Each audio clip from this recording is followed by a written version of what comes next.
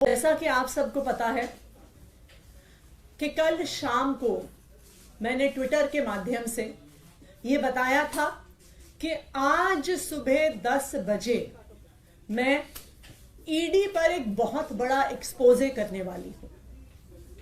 इस एक्सपोजे को रोकने के लिए, आम आदमी पार्टी को डराने के लिए, आम आदमी पार्टी को चुप कराने के लिए आज सुबह 7 बजे से ही आम आदमी पार्टी से जुड़े हुए लोगों के घर पर, आम आदमी पार्टी के नेताओं के घर पर ईडी की रेड शुरू हो गई है। हमारे सांसद और आम आदमी पार्टी के ट्रेजरर एनडी गुप्ता जी के घर पे रेड हो रही है। ऐसा सुनने में आ रहा है कि उनके पीए के घर पे रेड हो रही है। मुख्यमंत्री अरविंद केजरीवाल जी के पीए के घर पे रेड हो रही है। और अभी खबरें आ रही हैं कि शायद आज दिन भर में आम आदमी पार्टी के कई और नेताओं के घर पर ईडी रेड करने वाली है। ये क्या प्रयास है ईडी का? ये क्या प्रयास है भारतीय जनता पार्टी शासित केंद्र सरकार का कि वो अपनी एजेंसीज के माध्यम से आम आदमी पार्टी को डराने की कोशिश कर रही है, धमकाने की कोशिश कर रही है और हमारी बात को दबाने की कोशिश कर रही है। मैं प्रधानमंत्री नरेंद्र मोदी जी को, भारतीय जनता पार्टी को और उनकी एजेंसियों को जो ईडी और सीबीआई हैं, ये बताना चाहती हूं कि आम आदमी पार्टी आपकी धमकियों से डरने वाली नहीं है। पिछले 2 साल से इसी तरह आम आदमी पार्टी के नेताओं को डराया धमकाया जा रहा है। इस तथाकथित शराब घोटाले के नाम पर कभी किसी के घर छापा पड़ता है, कभी किसी और के घर छापा पड़ता है, कभी किसी को समन आता है, कभी किसी को गिरफ्तार किया जाता है। लेकिन इस 2 साल के इन्वेस्टिगेशन में अभी तक ईडी को कुछ नहीं मिला है। किसी भी क्रिमिनल इन्वेस्टिगेशन में 3 चीजें महत्वपूर्ण होती हैं। सबसे पहले रिकवरी ऑफ मनी, जिसकी लॉन्ड्रिंग हुई है।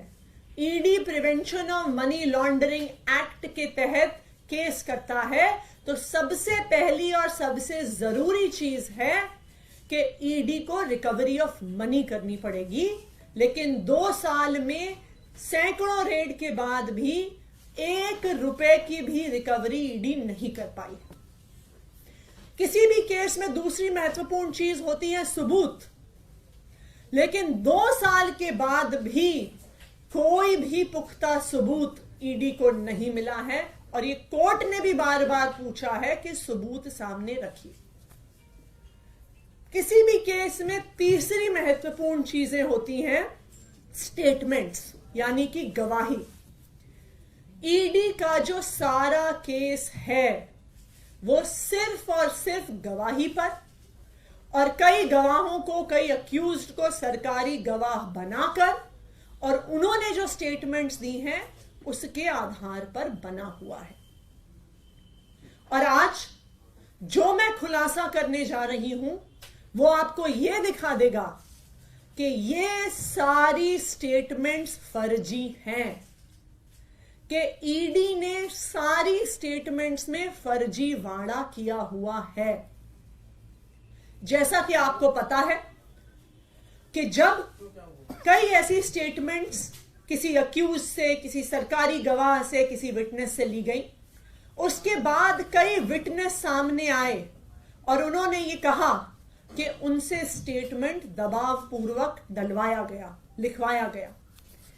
एक विटनेस ने कहा कि उन्होंने, ईडी वालों ने इतनी जोर की थप्पड़ मारा कान पे कि कान की पट्टी फट गई। इस वजह से, इस दबाव में उन्होंने स्टेटमेंट दिया। एक विटनेस ने कहा कि उनको यह कहा गया कि अगर आप नेताओं के खिलाफ बयान नहीं दिया तो हम देखेंगे कि तुम्हारी बेटी कॉलेज कैसे जाती है। एक और विटनेस को डराया गया, उसको कहा कि तेरी बीवी को अरेस्ट कर लेंगे, तेरी बीवी को जेल के अंदर डाल लेंगे अगर तुमने आम आदमी पार्टी के नेताओं के खिलाफ स्टेटमेंट नहीं दिया। तो बार बार अलग अलग लोगों को डरा के धमका के गलत स्टेटमेंट साइन कराई गई। अब कैसे पता चलेगा कि जो स्टेटमेंट ईडी ने कोर्ट में सबमिट करी है क्या वो सही थी स्टेटमेंट? क्या गवाह ने कुछ और कहा था? क्या वो डरा धमका के ली गई है? इस देश में पुलिस के द्वारा, इन्वेस्टिगेटिंग एजेंसीज के द्वारा इस प्रकार का डराना धमकाना रोकने के लिए 2020 में सुप्रीम कोर्ट ने एक ऑर्डर दिया था। ये एक बहुत फेमस ऑर्डर है, Paramvir Singh Saini versus Baljit Singh and others. 2020 का सुप्रीम कोर्ट का ये ऑर्डर है और इस ऑर्डर के तहत किसी भी इन्वेस्टिगेटिंग एजेंसी को अपनी इंटेरोगेशन सीसीटीवी कैमरा की निगरानी में करनी होती है। इस जजमेंट के तहत यह बहुत स्पष्ट तौर से लिखा है कि यह जजमेंट ईडी पर भी लागू होता है।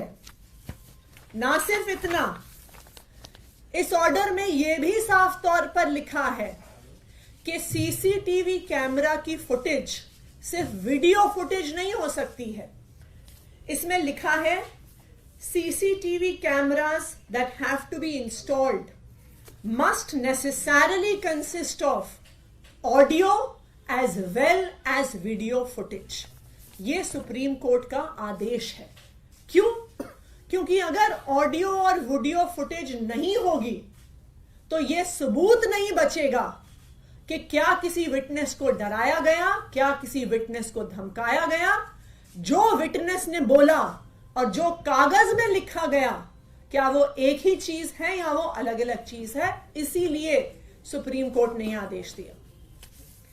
इसी आदेश को रीआइटरेट किया सीबीआई के स्पेशल कोर्ट में एक्साइज पॉलिसी मैटर में ही जस्टिस एम के नागपाल ने, और यह किया उन्होंने 19 जुलाई को, जब एक अक्यूज्ड ने ईडी की सीसीटीवी की फुटेज मांगी। तो इसी सुप्रीम कोर्ट के ऑर्डर का हवाला देते हुए एम के नागपाल जी ने कहा कि यह हर विटनेस का, हर अक्यूज्ड का अधिकार है कि उन्हें सीसीटीवी फुटेज मिले with audio and with video. अब आप सुनिए, अब मैं आपको एक ऐसा फैक्ट बताने वाली हूं जिससे आपके रोंगटे खड़े हो जाएंगे। जब एक अक्यूज्ड ने कुछ दिन पहले कोर्ट में एप्लीकेशन डाली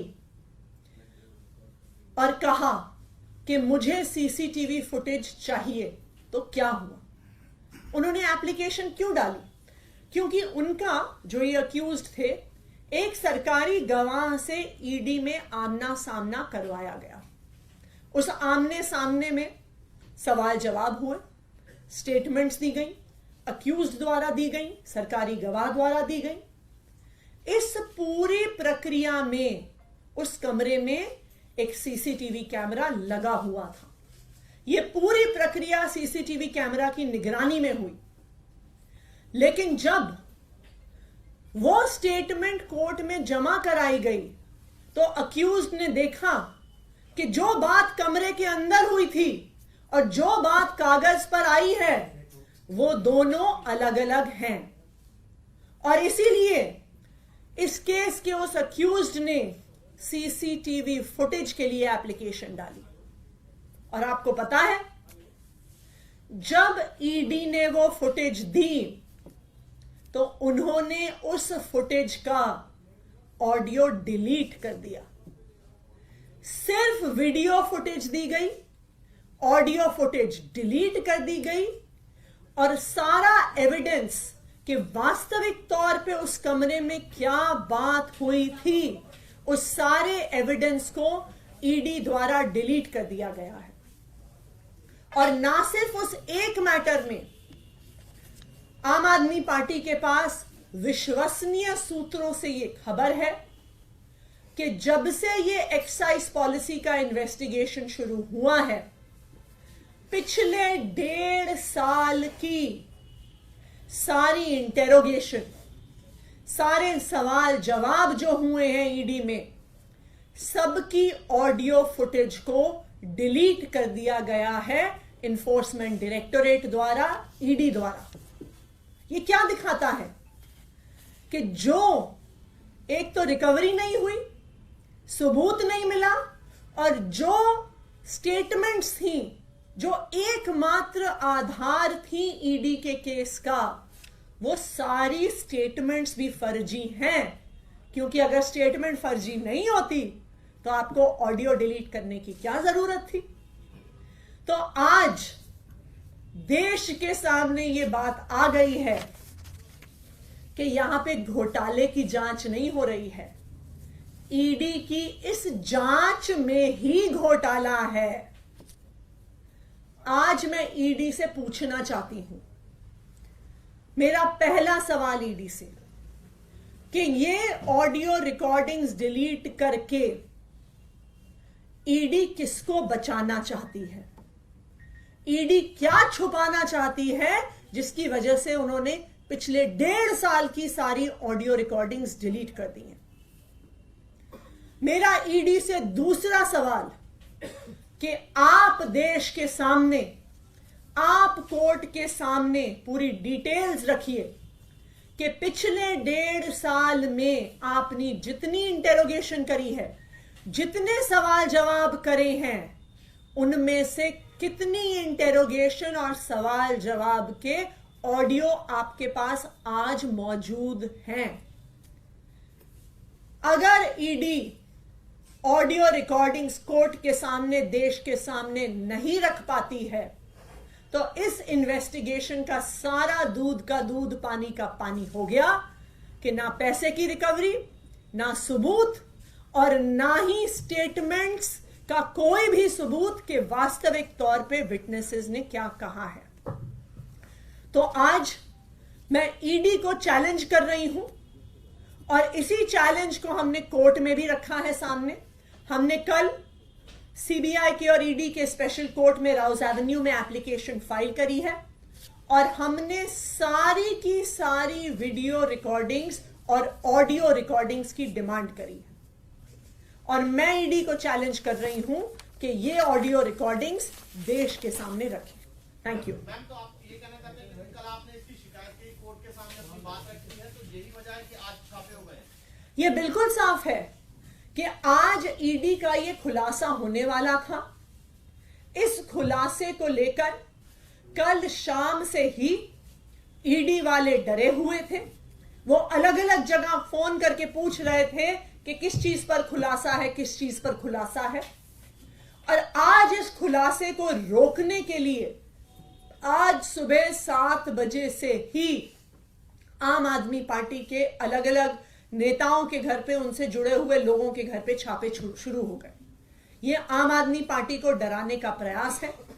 वरना आप ये तो छोड़िए कि आम आदमी पार्टी के ट्रेजरर के घर पे रेड हो रही है, उनके पीए के घर पे रेड हो रही है, मुख्यमंत्री के पीए के घर पे रेड हो रही है। तो ये बिल्कुल साफ है कि एजेंसीज को सिर्फ डराने और धमकाने के लिए इस्तेमाल किया जा रहा है। नाम बता सकते हैं कि किसने ये ऑडियो और वो मांगी थी और फिर ऑडियो नहीं मिली है? क्योंकि अभी एक वीडियो आया था जिसमें संजय सिंह ये कहते हुए दिख रहे थे। ये एक केस में अक्यूज्ड है, और डिटेल्स हम आपको प्रोवाइड कर देंगे। जिन्होंने एप्लीकेशन डाली थी, जब उनको पता चला कि आमने सामने का जो स्टेटमेंट है वो एक्चुअली वहां की बातचीत से अलग था।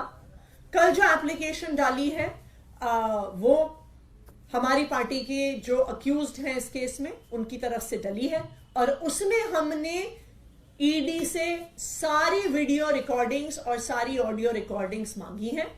और अगर ईडी ऑडियो रिकॉर्डिंग्स नहीं दे पाती है तो फिर इस सारे केस के दूध का दूध और पानी का पानी हो जाएगा कि ना रिकवरी, ना सबूत, और ना ही स्टेटमेंट्स की ऑडियो रिकॉर्डिंग ईडी के पास है। You have come across one such case, or there are multiple cases where audio recordings are not available? एक केस में यह साबित हो गया है कि ऑडियो डिलीट हो गया है, और हमें विश्वसनीय सूत्रों से यह पता है कि सारे इंटेरोगेशंस का ऑडियो डिलीट कर दिया गया है ईडी के द्वारा। लेकिन अभी बिल्कुल सच सामने आ जाएगा। जो हमने एप्लीकेशन फाइल करी है उसमें देखते हैं। अगर ईडी ऑडियो नहीं दे पाती है तो ये बिल्कुल साफ है कि स्टेटमेंट्स का भी उनके पास कोई आधार नहीं। Thank you.